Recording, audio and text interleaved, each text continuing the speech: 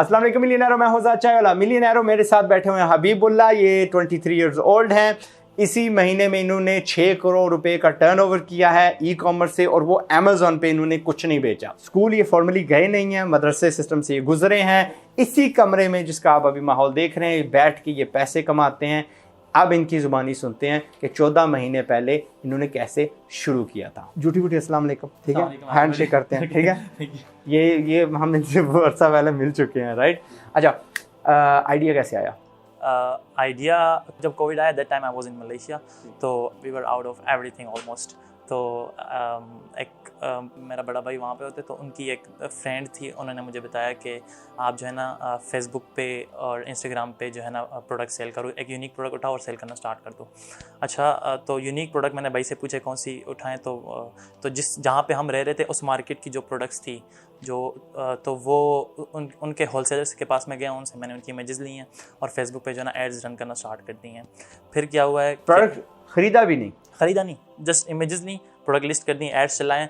और तब मुझे वेबसाइट क्रिएशन, वेबसाइट पे सेल करना ये नहीं आता था, तो जस्ट फेसबुक एड्स थोड़े बहुत उनसे सीखे हैं, वो भाई के दोस्त से। तो जो लैंडिंग पेज था वो मेरा व्हाट्सएप था, तो कस्टमर आता था व्हाट्सएप पे, मैं उनसे डील करता था, और डील होती थी तो मैं जाके होलसेलर से प्रोडक्ट्स उठाता एक दो करके, और बायर्स को शिप करता, बीच में प्रॉफिट मार्जिन रखता। महीना, 1.5 महीना, 2 महीना मैंने ये काम किया, तभी मैंने अच्छा खासा वो बनाया था, रेवेन्यू बनाया था। 40,000 रिंगिट तकरीबन मैंने 2 महीने में बनाया था। फिर तकरीबन 6-7 हज़ार डॉलर जी। फिर मैं पाकिस्तान वापस आया हूँ। कोई मेरे मदरसे का लास्ट ईयर था, जिसे दौरे हदीस बोलते हैं, तो वो मैं वापस जब पाकिस्तान वापस आया हूँ, after 6 to 7 months somehow I came to know about e-commerce world। तो जिससे मैं somehow I came to know about Shopee का ये था कि मुझे था एक्सपोजर, बिकॉज मलेशिया में लोग Shopee यूज़ करते थे, and I had killing products as well, job business mindset as well. तो I just wanted a path. मुझे पता है कि लोगों को क्या चाहिए, बस मुझे पता ये कोई बता दे कि कैसे सेल करना है, उन तक पहुंचानी कैसे है। हाँ, स्टोर कैसे खोलना है, सेल कैसे करनी है, उन तक प्रोडक्ट पहुंचानी कैसे। अच्छा, I came to know about Shopee then, and फिर जो भी सेलर्स थे Shopee के, उनके साथ मैं इन टच रहा, उनसे गाइडेंस लेता रहा। यूट्यूब और गूगल को अपना दोस्त बनाया, टाइम आफ्टर टाइम, भाई how to do this, how to run PPC, how to increase your sales and all that. फिर जो वहाँ के मलाई सेलर्स थे उनके साथ इन टच था। तो जब भी हम कोई प्रोडक्ट लिस्ट, फिर जब Shopee का मुझे पता, Shopee जब मैंने प्रोडक्ट्स लिस्ट की, जब कोई भी आप प्रोडक्ट लिस्ट करते हैं, फिर आप उसके ऊपर जो है ना VVROs करवाते हैं। VVR is kind of fake orders, हम रिव्यूज़ बिल्ड करते हैं। फिर जब मैंने रिव्यूज़ बिल्ड किए हैं, within 2 to 3 weeks reviews build करने में लगे। जब रिव्यूज़ बिल्ड किए, फिर उसके बाद जब मैंने PPC रन की, एक्सटर्नल एड्स पे काम किया, तो मैंने विदिन पेपर क्लिक एड क्या होता है? आप एक वाज गुलदस्ता बेच रहे हैं, ठीक है, आपकी लिस्टिंग है Shopee पे है, लेकिन उसको देखेगा नहीं जब तक कोई बंदा वाज ख़रीदने के लिए आएगा। आपके पास एक चीट ये होती है कि आप दूसरी वेबसाइट्स पे गूगल एडसेंस के ज़रिए या और मार्केट्स के ज़रिए, या इनकी जो इन बिल्ट टूल्स होते हैं, जिस तरह अमेज़न का खुद का है, उसका इश्तिहार लगाएं। भाई आप होम डेकोर ख़रीद रहे हैं, मेरा गुलदस्ता भी ख़रीद लो, ठीक है। तो फिर वहाँ से कुदरती क्या होता है कि यार 100 बंदा आएगा तो चलो 3, 4, 5 ख़रीद लेगा। वो आपकी जेन्युइन सेल होती है और उससे सिलसिला शुरू हो जाता है। बेसिकली कीवर्ड की बिडिंग करते होते हैं। भाई कोई आता है, लिखता है कि भाई iPhone 6, तो वो मेरी लिस्टिंग Shopee या फिर Amazon, जहाँ पे भी आप सेल कर रहे हो, तो वो मेरी लिस्टिंग सबसे ऊपर दिखाया। अब वो क्लिक करते हैं तो उसको पेपर क्लिक बोलते हैं। तो जब मैंने PPC चलाई, तो विदिन 3 वीक्स मैंने 48,000 रिंगिट की सेल उठाई थी। तो दैट वाज द टाइम जब अल्हम्दुलिल्लाह मेरी जो थी जर्नी, वो यहाँ से यहाँ हो गई अल्हम्दुलिल्लाह। फिर ये वो पहले महीने की सेल थी, तकरीबन 3-4 हफ्तों की। फिर उसके बाद विदिन 2 to 3, अब हमें US डॉलर्स बताना पड़ेगा क्योंकि रिंगट की काफ़ी लोगों को 48,000 रिंगिट तकरीबन $12,000 बन जाता है। ये मेरी पहले महीने की सेल थी। फिर वो प्रोडक्ट्स ऐसी थी, बिकॉज मुझे एक्सपोजर था, मार्केट था, मुझे ये पता था कस्टमर्स को कैसे कन्विंस करना है, क्या सेल करना है, उनको कौन सी प्रोडक्ट्स चाहिए, कौन सा डिज़ाइन, कौन सा साइज़ चाहिए। तो वो सारी चीज़ें मुझे पता थी, बिकॉज मलेशिया मेरा आना जाना लगा था। क्योंकि आपके भाई वहाँ पे रहते हैं और आप हॉलिडे के लिए जाते थे। ये होता है ना, मदरसे से जब मदरसे का एक जो भी एक सालाना एक कोर्स होता है, तो उसमें 2 महीने की छुट्टियां होती हैं। तो जब भी रमज़ान और रमज़ान से 1 महीना पहले, तो जब ये 2 छुट्टियां होती थी 2 महीने की, मैं चला जाता था मलेशिया। तो वो मुझे था एक्सपोजर मलेशिया के गाँव में गया हूँ जगह जगह, और वहाँ पर जो मेरी गैदरिंग थी ना, वो ऐसे लोगों के साथ थी जो कंटेनर्स में काम करते थे। कोई भी प्रोडक्ट डालो, मुझे उसकी लैंडिंग कॉस्ट पता होती थी कि ये कितने की आती है। तो वो मुझे थोड़ा सा एक्सपोजर था। तो बस वही प्रोडक्ट्स, फिर जो प्रोडक्ट्स जिसमें मैंने काम किया है, जो मेरी गैदरिंग में लोग सेल करते थे, वही प्रोडक्ट्स मैं अभी सेल कर रहा हूँ। माशाल्लाह। ये सारे अभी सोच रहे होंगे वो प्रोडक्ट, उसका डिपार्टमेंट क्या? होम डेकोरेशन और किचन डेकोरेशन में मैं काम कर रहा हूँ। तो मैंने एक लिस्टिंग से स्टार्ट किया था 14 महीने पहले तकरीबन, और आज मेरी 27 to 28 लिस्टिंग्स हैं तकरीबन। माशाल्लाह। जितने भी इनके स्टैट्स हैं मैंने अपनी आंखों से देखे हैं, मैंने वेरीफाई किए हुए हैं। इनके सब स्टोर्स की मैंने जमा किया, सबसे बड़े वाला, फिर ये लाख रिंगट इधर से है, ये 25 इधर से, एक्सेट्रा। जब हमने जमा कर लिया फिर हम इस नतीजे पे पहुँचे। और मैंने इसलिए कहा था शुरू में कि ये इस गुज़श्ता महीने में इनकी इतनी सेल रही है। जो नॉर्मल इनके महीने रहते हैं वो तकरीबन 8 लाख रिंगट है। जो आखिरी वाला सीज़न होता है, जो लास्ट क्वार्टर होता है, वो बाहर वाली दुनिया में बहुत बिजी होता है, ख़ासतौर पर दिसंबर, वो जो 25 के करीब होती है, लास्ट की जो छुट्टियां होती हैं। तो वहाँ पे ये तवक्को कर रहे हैं कि 2 मिलियन तक इंशाल्लाह ये पहुँचेंगे। एंड अभी ना ट्रैजेक्टरी अल्हम्दुलिल्लाह इस तरह है, but still it's an amazing achievement. 6 crore एक 23 साला बच्चा कमा रहा है। एंड जो कि जिसको आप नॉर्मली क्या कहोगे, मौलवी, पिनादारी का मुन्ना मौलवी। ओके, हम क्यों यहाँ पे बैठे हुए हैं? Because he runs his empire यहाँ से। ये कमरा हर बंदे के पास है, हर घर में है। क्या कहते हैं, ये लैपटॉप पड़ा हुआ है, इनकी 2 बांजियाँ इनका साथ देती हैं, लेबल प्रिंट करती हैं, और एक से मैं मिल चुका हूँ, वो इतनी सी है, 8-9 साल की होगी। She's 9 years old. 9 साल की है, और वो जी इनके लेबल्स प्रिंट कर रही है। तो they taught the family members to help them. इनके बड़े भाई मलेशिया होते हैं, पसे पर्दा कैमरे के बैठे हुए हैं। ही हैंडल्स द लॉजिस्टिक्स, जो इनका वेयर हाउसिंग है। ये फुलफिल्ड बाय शॉपी वगैरह नहीं करते। क्यों? वो उसके लिए अच्छा होता है जिसके कम प्रोडक्ट्स हैं, 2, 3, 400, 500, 600 क्या कहते हैं ऑर्डर्स हैं, उसको सरदर्दी नहीं उठानी। कुछ इनके आइटम्स बहुत बड़े हैं, उनकी पैकेजिंग, उनकी वेयर हाउसिंग कॉस्ट बहुत ज़्यादा हो जाती है। तो ये फुलफिल्ड बाय मर्चेंट करते हैं। फुलफिल्ड बाय मर्चेंट क्या होता है? चीज़ बेची, ऑर्डर आया, लेबल प्रिंट किया, खुद उनके यहाँ डिलीवर कर दिया। तो वो फिर शॉपी या अमेज़ॉन, जिसके ज़रिए से भी आप करेंगे, वो उनका कस्टमर को बता देगा कि जी हाँ चीज़ पहुंच गई है, थम्स अप। वैसे हमारा भी एक काइंड ऑफ ऑटोमेशन पे लगा हुआ है। क्या होता है, सुबह सुबह मेरी भतीजी आती है, वो लेबल बनाती है, सेंड करती है, वहाँ पे स्टाफ होता है, वो स्टाफ उठाता है। तो अब अगर हम FBA कर रहे हैं, जाहिर सी बात है हम अमेज़ॉन को पे करें ना, तो वहाँ पे मेरा स्टाफ बैठा हुआ है, वो लेबल निकालता है। अच्छा भाई, लेबल पे लिखा हुआ होता है वेरिएशन नेम, कौन सा डिज़ाइन, कौन सा साइज़ चाहिए। अच्छा, वो चीज़ें पड़ी होती हैं वेयर हाउस में, वो उठा के जो है पैकिंग करके गाड़ियाँ खुद ही आ रही होती हैं वहाँ पे, बस गाड़ियों में फेंकना होता है। दिस काइंड ऑफ ऑटोमेशन हमारे लिए भी अल्हम्दुलिल्लाह। अमेज़ॉन का मैंने शुरू में कहा था नॉट अमेज़ॉन, लेकिन आपने अमेज़ॉन पे हाथ अभी मैंने लर्निंग अमेज़ॉन की थी स्टार्ट में, तो बस वो सारी स्ट्रेटजीज मैंने फिर यहाँ शॉपी और लाज़िम। लेकिन आपने ये भी कहना, आपके छोटे भाई जो दूसरे रूम में बैठे होते हैं वो अमेज़ॉन पे स्टोर रन कर रहे हैं। वो अमेज़ॉन पे वो मेरी एक शॉपी की प्रोडक्ट UK में हमने भेज दी है, तो वो उसको हैंडल कर रहे हैं। साथ में फ्रांस में भी काम कर रहे हैं। ज़बरदस्त। तो वहाँ की सेल अभी कहाँ तक पहुँची है? UK की सेल जो थी वो लास्ट मंथ की तकरीबन 8 से 9 हज़ार पाउंड है, बट वो that is still not in profit, because जब आप अमेज़ॉन पे स्टार्ट करते हैं बिजनेस, तो आपको स्टार्ट में एडवर्टाइजमेंट में बहुत स्पेंड करना पड़ता है। फिर उसके बाद आपकी जब सेकंड इन्वेंट्री जाती है, फिर आप उससे प्रॉफिट एक्सपेक्ट करते हैं, being a very fresh seller. अल्हम्दुलिल्लाह। कहना ये चाह रहा हूँ, अगर आपका एक प्रोडक्ट एक जगह चल पड़ता है तो ज़रूरी नहीं है you stick with Amazon, you stick with eBay. आप यानी दुनिया भर के, शॉपिफाई भी है, क्या कहते हैं अमेज़ॉन, वो फेसबुक की मार्केट प्लेस भी है। येस, वहाँ पे एक्स्ट्रा हैसल होती है, वहाँ पे प्रॉपर स्टोर्स नहीं है, ऑटोमेशन थोड़ी कम है, लेकिन थर्ड पार्टी फुलफिलमेंट सेंटर जो UK में बैठे हुए हैं वो आपकी हर जगह पहुँचा देंगे। फिर आप ये देखो, ये वहाँ से पैसा कमा रहे हैं जहाँ पे अभी हमने बात ही नहीं की पाकिस्तान में हम सिर्फ अमेज़ॉन कर रहे होते हैं, शॉपी और लज़ाडा का कोई जिक्र ही नहीं करता। अल्हम्दुलिल्लाह इन्होंने कर दिए। अभी हम वो क्या कहते हैं साउथ अमेरिका की जो भी उनका वहाँ पे है चल रहा दराज जैसा, उसको तो हमने हाथ ही नहीं लगाया।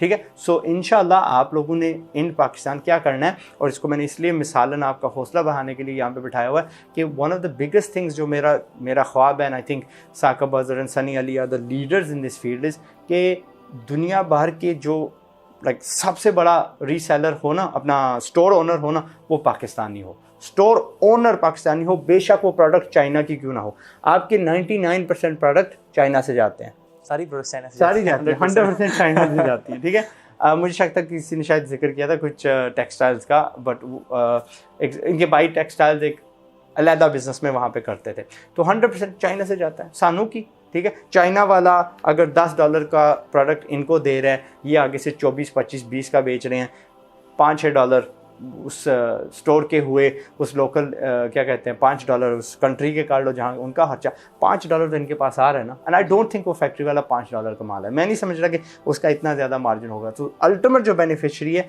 वो हम होंगे, ये जवान होगा, वगैरह वगैरह आप होंगे। अच्छा हबीबुल्लाह, क्योंकि मैंने कहा है कि यार आप इस रूम में या बैठ के काम करते हो, आपने ऑफिस क्यों नहीं लिया? ऑफिस जो मुझे लग रहा है ऑफिस आपको चाहिए होता है बिजनेस लेने के लिए, बिजनेसेस अचीव करने के लिए, मुझे जो लगता है। बिकॉज मेरे जो भी गैदरिंग में लोग हैं वो ऑफिस खोलते हैं, फिर इन्वेस्टर्स के साथ काम करते हैं, उनको बिजनेस वगैरह देते हैं। तो मुझे ऑफिस की ज़रूरत नहीं, बिकॉज मैं सर्विसेज तो नहीं प्रोवाइड करता, मैं अपना बिजनेस कर रहा हूँ। और साइमल्टेनियसली अगर टीम की बात की जाए तो मेरी टीम में मेरी भतीजियाँ हैं, तो जो कि सारा काम कर रही हैं इधर ही मेरे रूम में आके, जो है ना, या फिर उनके पास नीचे लैपटॉप पड़ा हुआ है, उनके फ़ोन हैं, तो वो सारा काम उससे कर लेती हैं। 2-3 भतीजे हैं मेरी, जिसमें से एक लेबल क्रिएशन करती है और एक कस्टमर सपोर्ट करती है और एक रिटर्न रिफंड्स देखती है। तो मुझे ऑफिस की ज़रूरत नहीं है, घर में ही सब कुछ है। तो ये गलत फहमी ना, बहुत सारे हमारे जो बच्चे नए बिजनेस में आते हैं वो समझते हैं कि नहीं भाई पहले बड़ा सा ऑफिस होना चाहिए, सूट बूट। ये देख लो, ये सूट बूट क्या यार, हमें कच्छा सा पहना हुआ है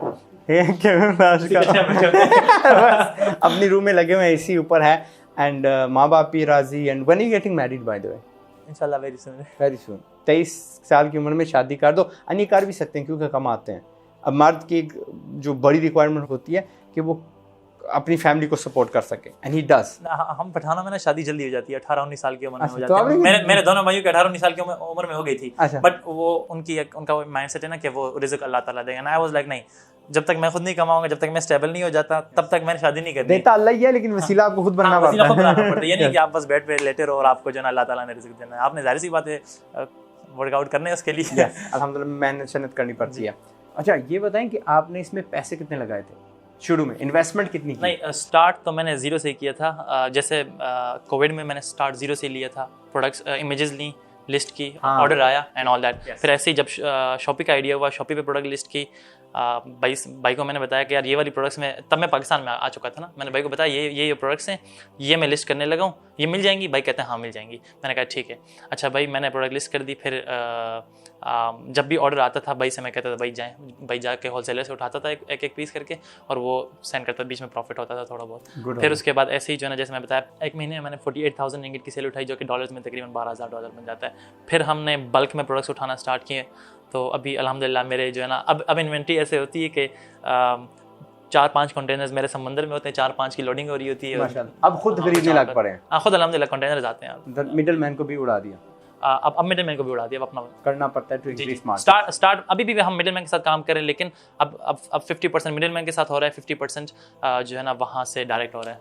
गुड हो गया, अल्हम्दुलिल्लाह, वेरी गुड। आप भी कर सकते हैं बेसिकली। अगर आप लोकली दराज पे बेच रहे हैं और आपके चाचू मामू किसी दोस्त यार की दुकान है, आप उस दुकान पे जाएं, उनके पास देखेंगे 5-6 प्रोडक्ट्स हैं, एक प्रोडक्ट उठाएं, उनसे पूछ लें कि यार ये कितने का आया था, आपको 1000 रुपये का आया था, आप बेच कितने का रहे हैं जी? 1600 का बेच रहे हैं यार, मुझे 1100 का बेच रहे हैं, ठीक है। जब मैं आऊँगा आपसे लेने के लिए 1100 प्राइस तय हो गई। अब उस आइटम की आप भी तस्वीर लगा के दराज पे बेचना शुरू कर दें, फेसबुक ग्रुप्स पे, फेसबुक मार्केट प्लेस पे आप लिस्ट करें। ऑर्डर आ गया, पैसे वसूल कर लिए, तो यहीं से उठा के वो दे देना। 100 रुपया उनको दिया, उनका मार्जिन, उनको आखिरकार फ़ायदा होगा। जब आप वही प्रोडक्ट उनसे लेके आप बेचना शुरू कर देंगे, 100 रुपया उनका मुफ्त का बन गया, नंबर 1। नंबर 2, उनका जो होल सेलर है ना, वो कल को जब देखेगा कि यार ये ज़्यादा क्वांटिटी में चीज़ें ले लें, तो उनको भी ना शायद वो 1000 रुपये की आइंदा 900 रुपये की चीज़ दे दे। उनकी कुव्वत ख़रीद ज़्यादा हो जाएगी, निगोशिएशन की पावर बढ़ जाएगी। तो ऐसे शुरू करना जैसा इन्होंने शुरू किया। वो मार्केट से लेते थे, हम बाज़ार से ले लेंगे, चाचू मामू से ले लेंगे। बट ये मैं टिप पहले भी शेयर कर चुका हूँ, लेकिन आई थिंक इस मौके पे लाजमी आपको बताना बनता है, एंड सबूत आपके सामने है। In order to run on these stores, क्या पाकिस्तानी यहाँ पे बैठ के वहाँ स्टोर खोल सकते हैं कि नहीं खोल सकते? नहीं, वो थोड़ा सा मुश्किल है पाकिस्तानी बंदे के लिए, लेकिन जो पाकिस्तानी जिनके वहाँ पर लिंक्स हैं तो वो लोग कर सकते हैं। वो आपको एक एक सिम चाहिए, जस्ट एक ईमेल एड्रेस चाहिए और एक पिकअप एड्रेस तो चाहिए। आपको एक मलेशियन सेटअप चाहिए होगा, मलेशियन इंडोनेशियन। मलेशियन को आप एक अपनी कंपनी का शेयर होल्डर बना सकते हैं, बट उसको 51% शेयर होल्डर बनाना पड़ेगा, जिसको सिंधियानंद बरहात का नाम देते हैं वहाँ पर लोग। तो अब आप वो वाली कंपनी फॉर्म करेंगे, फिर उसके बाद आप उस कंपनी के अंडर आपका बैंक अकाउंट खुलेगा, जिसमें आपका विड्रॉ वगैरह होगा, डिपॉजिट मेथड वगैरह आप उसको यूज़ कर सकते हैं। तो जो पाकिस्तानी स्टूडेंट्स यहाँ से गए हैं, वहाँ मलेशिया में बैठे हैं, वो लोग काम कर रहे हैं, जो उनके पास वीज़े हैं, उनके अंडर उनके पास अकाउंट्स हैं, वो उस पर काम भी कर रहे हैं बहुत सारे स्टूडेंट्स। जब मैं 2019 में जब मैं वहाँ पे फेसबुक पे सेलिंग करता था, जब मैं वहाँ पे तब खुद जाता था, जो ऑफिस होते हैं कुरियर के, वहाँ पे जाके मैं ड्रॉप करता था पार्सल्स। तो वहाँ पे पाकिस्तानी स्टूडेंट्स आए हुए होते थे अपने वो बेचने, तो वो वहाँ पे हॉस्टल्स में रहते हैं, यही शॉपी लाज़ादा वगैरह पे सेल करते हैं और ऑर्डर आते हैं, होलसेलर से उठाते हैं, जाके बेच देते हैं। तो बहुत सारे पाकिस्तानी कर रहे हैं वहाँ पर, और ऐसे भी पाकिस्तानी मैंने वहाँ पे देखे हैं जो कि पाकिस्तान मलेशिया में बैठ के सिंगापुर, वियतनाम, थाईलैंड वगैरह में भी सेल कर रहे हैं और अच्छी सेल उठा रहे हैं अल्हम्दुलिल्लाह। सो इसका कोई शॉर्टकट नहीं है, आपको फिजिकली वहाँ पे एक लीगल एंटिटी चाहिए होगी। जी ठीक है। जबकि जो अमेज़ॉन है वो पाकिस्तानी को अलाउ करता है और ईबे भी पाकिस्तानी को अलाउ करता है। ठीक है, बट मेरा काम है आपको आगाह करना। इनका किसी तरह जुगाड़ लगा के भाई वहाँ पे होना इनका फ़ायदा हो गया एंड ही डज इट। आपको कुछ राब्ते निकालने पड़ेंगे, जेवीज़ करनी पड़ेंगी, और जो वहाँ का जो 51% मालिक होता है ना, वो कागजी होता है। उसके साथ आप एक अलहदा कॉन्ट्रैक्ट कर देते हैं कि भाई प्रॉफिट में तेरा कुछ नहीं है, ये फिक्स्ड तेरी एक मिनिमम अमाउंट है जो हम आपको दे दिया करेंगे। आपने हमारे असल बिज़नेस में वो दखल अंदाजी नहीं करनी, ना उसको पता होता कि आप क्या बेच रहे हैं वगैरह वगैरह। सो ये इस बात से आपने डरना नहीं है। सऊदी भी अभी ये काम ख़त्म हो गया है, दुबई में 10 साल पहले ख़त्म हो गया था। आपको लोकल पार्टनर नहीं चाहिए, एंड आई थिंक इंडिया में है 50% उन्होंने भी रखी हुई है, 51% उन्होंने रखी हुई है, एंड मलेशिया में भी है। कोई और सबक इनके लिए? सबक यही दूंगा दैट हूँ, दराज से शुरू करें, लोकली शुरू करें। दराज से नहीं, मैं अपना बताऊं तो when I was 15 to 16 years old, मैं जैसे आज़ाद भाई ने बताया that I never been to school. मैंने प्राइवेट एग्जाम दिए मैट्रिक के, बट और फिर आईकॉम का फर्स्ट ईयर मैंने किया हुआ है। तो that time when I was about 15-16 years old, मैं तब भी पैसे बना लेता होता था, 35-40 हज़ार। मैं एड बॉल पूल गेम खेली होगी शायद आप लोगों ने, मैं उसके कॉइन सेल करता था और 35-40 हज़ार मैं तब बना लेता होता था। कौन सी game? Eight ball pool. Eight ball pool, mini clip वाली? जी, मिनी क्लिप वाली। ठीक।